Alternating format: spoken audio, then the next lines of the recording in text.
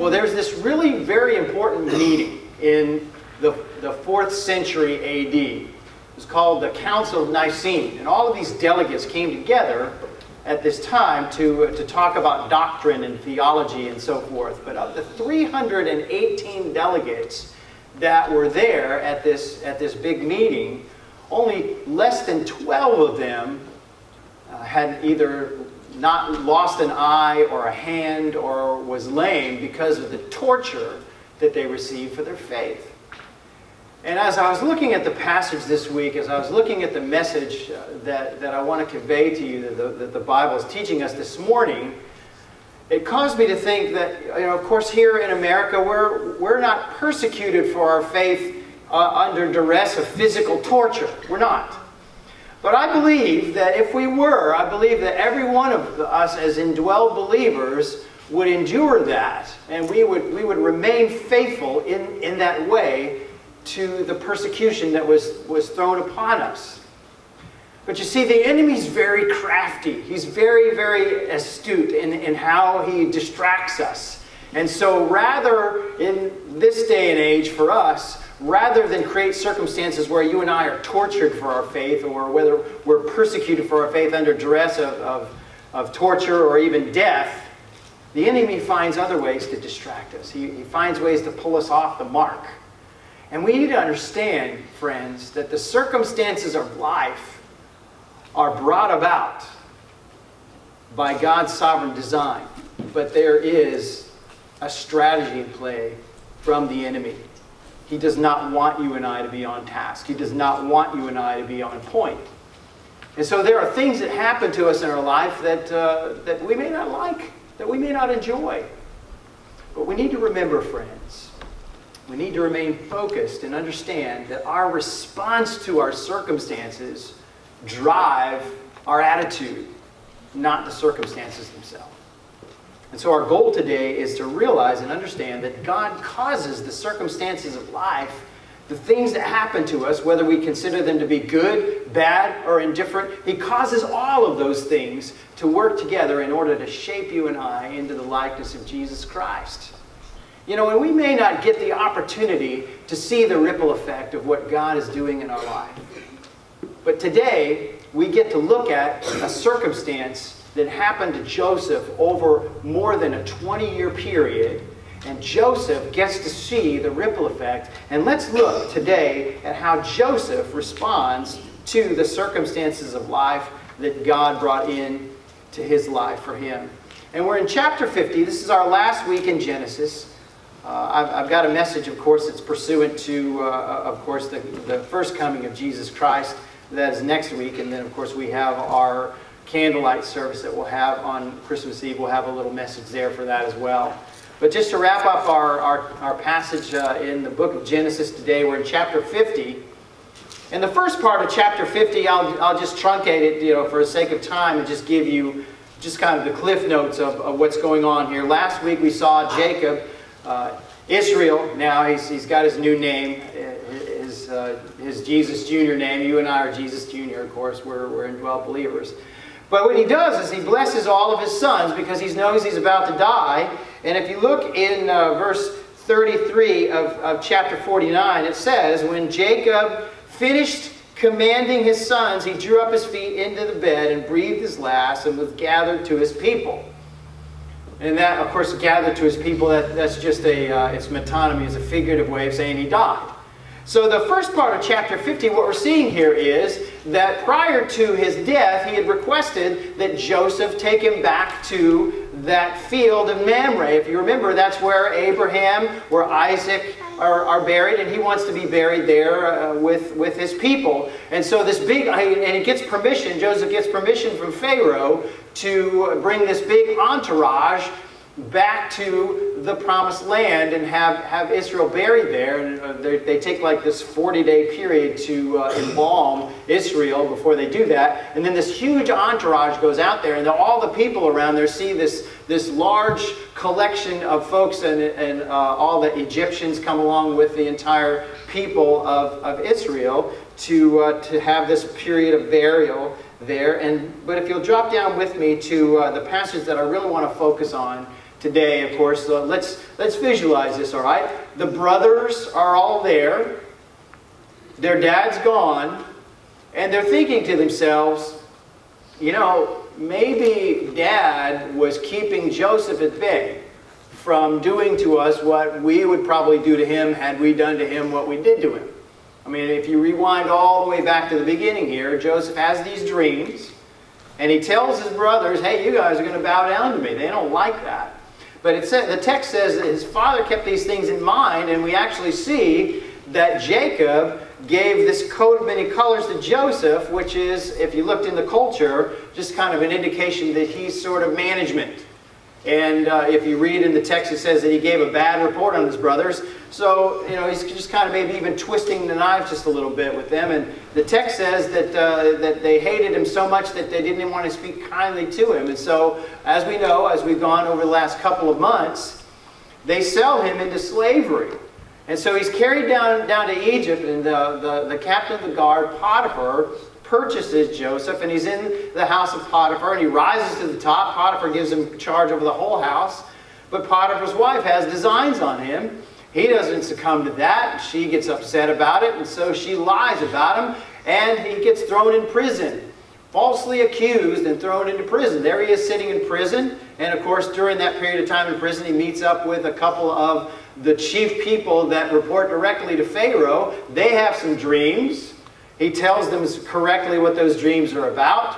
But the cupbearer forgets about him until Pharaoh has a dream. And then Pharaoh has this dream, and he goes and before Pharaoh interprets the dream. Pharaoh puts him in charge of everything. And we know that there's this 7-year period of plenty and then a 7-year period of famine that they're in the midst of right now. But all of these circumstances over this 20-year period with Joseph are pretty negative. I mean, if you look at his life, right, all of his family hates him. They treat him very unkindly, so bad, so much so that they sell him into slavery. That if that's not bad enough that he's a slave, he gets thrown into prison, falsely accused. If that's not bad enough, the guy that he helps out forgets him for another 2 years. I mean, you know, if we're looking at these circumstances, you put yourself in that position, it's a pretty sucky life, right? So it'd be very easy for Joseph to cry out to God and say, why are you doing this to me?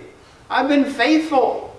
Have we ever done that? Have we ever looked up to God and say, why is this happening to me? You know, I'm faithful. I pray. I'm reading my Bible. I'm worshiping you, Lord. Why are you letting these things happen to me? Why is this going on? And it would be very, very easy for Joseph to say these things, right?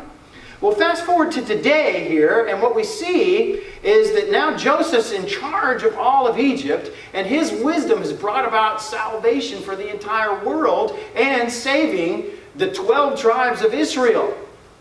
You know, and so he looks at these circumstances, and his brothers are bowing down to him. We saw this a couple of weeks ago, and his brothers are bowing down to him, and he says, this is the scene. This is my dream. I remember now. What did it, and he says, I get it. That's what this is all about. But now, fast forward, you know, the dad's dead, and the brothers are like, you know, there's nothing standing between us and Joseph. Joseph's in charge of everything. He can have us all killed. And so look what happens here in verse 15 of chapter 50. When Joseph's brothers saw that their father was dead, they said, it may be Joseph will hate us and pay us back for all the evil that we did to him. So they sent a message to Joseph. They see they didn't even want to get in front of him. They didn't want to get around him as though they might just lash out at him right there. Sent a message to Joseph saying, your father gave the command before he died, and say to Joseph, please forgive the transgression of your brothers and their sin because they did evil to you. And now please forgive the transgression of the servants of God of your father. And Joseph wept when they spoke to him. And his brothers also came and fell down before him and said, behold, we are your servants. Look at this. And here's the response, friends. This is what I'm talking about. Look at this. But Joseph said to them, do not fear. For am I in the place of God? As for you, you meant evil against me, but God. Isn't that the whole story right there, friends?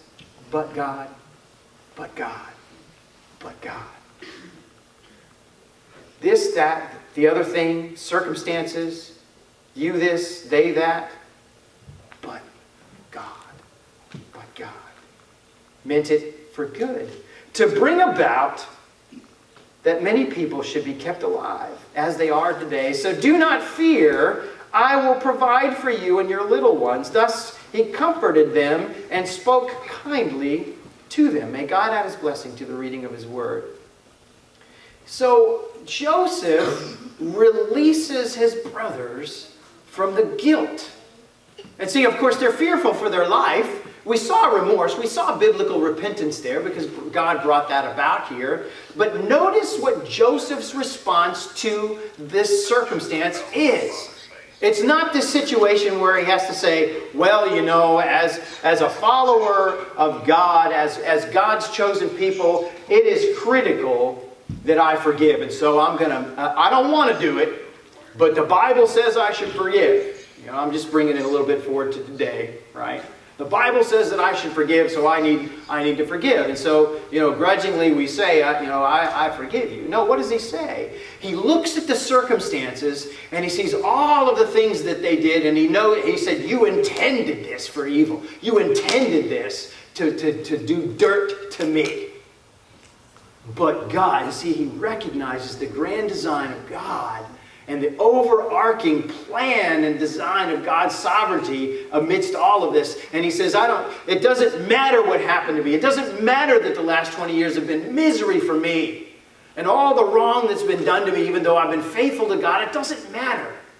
Because you see, God's plan and God's design and his purposes transcend all of that. And so he releases them. And he says, I forgive you. But you see, friends, the only way to do that is to love in a way that you and I are commanded from God, with agape love, the selflessness. And over in 1 Corinthians chapter 13, in verse 5, is the central core of what is necessary for you and I to be able to do the same thing to those that have done us dirt in our life. Love does not take into account the wrong suffered. It's an accounting term. And what it means is that there's nothing in the ledger. You know, in accounting there are ledgers. You have the deficits. There are no deficits. There's nothing in the red in that ledger. Love does not take into account the wrong suffered. And so forgiveness, friends, as we looked at a couple of weeks ago, is a release for the offender so that their guilt can be removed. It has nothing to do with how I feel about the person. Because you see, if I'm not taking into account the wrong that I've been suffered, then there's no pain and suffering that I've endured. My response to the circumstances are whatever what. God's design and God's purposes are in play here, and I get to be a participant, an active participant. We love to be blessed to be a blessing.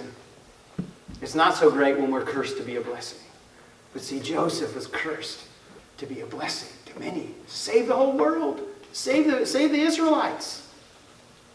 He's practicing agape. Did you know? Probably do. That a rattlesnake, if cornered, will sometimes get so angry that it will sit there and bite itself. That's kind of crazy.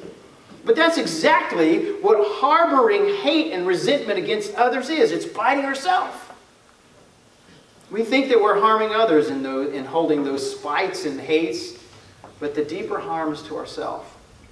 I read a story once about these two monks, and they were on this long journey. You know, they go on these long journeys and so forth. And these monks, they're walking along, and they come upon a woman sitting at the edge of a river, and she's weeping. And they come up and they say, well, woman, why are you weeping? Is there anything we can do? She says, there's no bridge for me to get across the river, and I'm too weak to swim across. You know, okay, being good monks, of course, they say, well, that's okay. We'll carry you across. So they carry the woman across. And the two monks continue on their journey. One monk turns to the other monk and says, look at my clothes. They're filthy. I'm covered in mud because we helped that woman across the river. They continued on a little bit further, and the same monk turned to the other monk and said, my back is hurting. My knees are hurting. I'm sore all over. I'm still drenched. It's weighting me down. This is miserable. This is miserable. Turn it a little bit further, and the same complaining monk laid down on his back and said, I can go no further because of those nice things that we did for that poor old woman. Now I'm completely debilitated. And the other monk standing over him looked down and said, do you know why you're complaining and I'm not complaining? And the one monk says, I really don't understand it. And he says, well, because I set the woman down 5 miles ago, but you're still carrying her. You're still carrying her. You see, friends, the burdens that we continue to carry, that gunny sack of things, drag us down. They drag us down and they keep us. They keep us from doing the things that the Lord has for us to bless others. And that's how the enemy catches you, see, by allowing you to be dragged down by all of these burdens and things that we could have let go 5 miles ago. That's what many of us may be dealing with in our families and with our friends right now. We hold that pain of the past over our loved ones' heads like a club. And we remind them of it every once in a while about what they did. But you see, it's like Joseph. We as believers, we need to practice agape love, even in those adverse situations where we've been wronged or betrayed or cheated or treated unfairly, or even when everything and everyone seems like they're against us. Let it go. We need to keep perspective, see that God's plan and His purposes, they far surpass our comfort. They far surpass your and my desires and what we want and how we think things should be and how we think they should turn out. If we're totally surrendered to the sovereignty of God, the purposes of the circumstances of the things that are going on right now don't really enter into it at all. You know, from time to time I get the opportunity to fill in as the B team, or really it's actually the C team when Pastor Stephen goes on vacation and I do the music. And you may notice that I always during the offering I sing the same song. And it goes like this. It's all about you, Jesus, and all this is for you, for your glory and your fame. It's not about me, as if you should do things my way.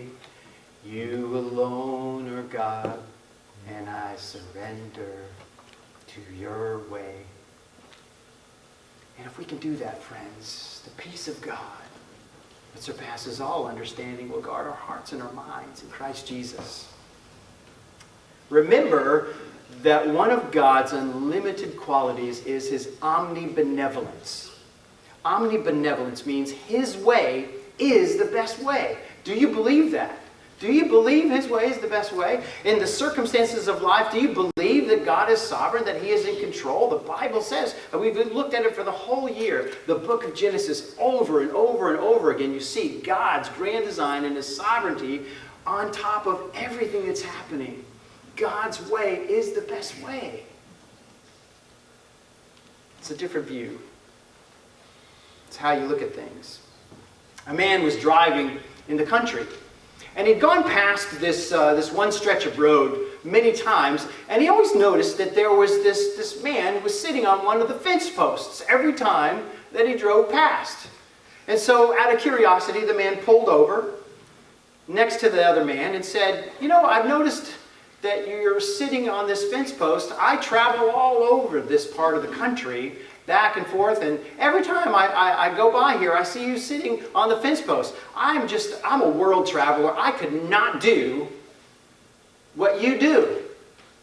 The man sitting on the fence post says, well, you know, I think you and I are basically very similar. You know, I sit here and on this fence post, and I watch the cars go by. And you're in your car and you watch the fence posts go by. It's really no different to me. How do we look at circumstances?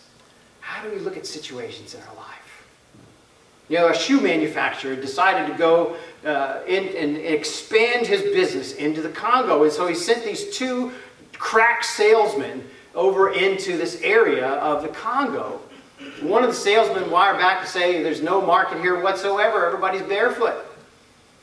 Shortly later, the other shoe salesman sent a message back saying, market exploding. Nobody has shoes. Nobody has shoes. It's just a matter of how you look at the circumstances, friends. And so here's my challenge this week in your daily quiet time. And when people ask me, what's your favorite Bible verse? Usually my first response is, you may as well ask me who my favorite child is. Because, I mean, how do you pick? But if I'm pressed, it's Romans 8, 28 and 29. And you heard me talk about it often. And it says, and we know, not we hope, we know that God causes all things to work for good, for those who love God, for those who are called according to his purpose. For those he foreknew, he also predestined to be conformed in the likeness of his Son.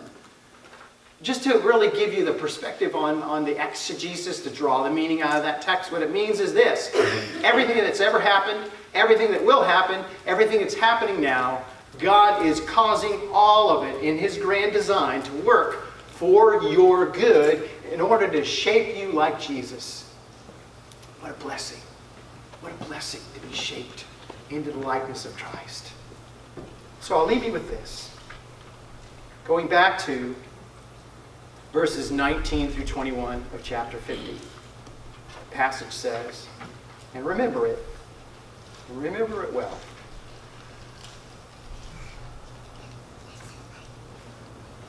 Behold, his brother said, behold, we are your servants. But Joseph said to them, do not fear, for am I in the place of God? As for you, you meant evil against me, but God meant it for good, to bring about that many people should be kept alive as they are today. But God. Let's pray.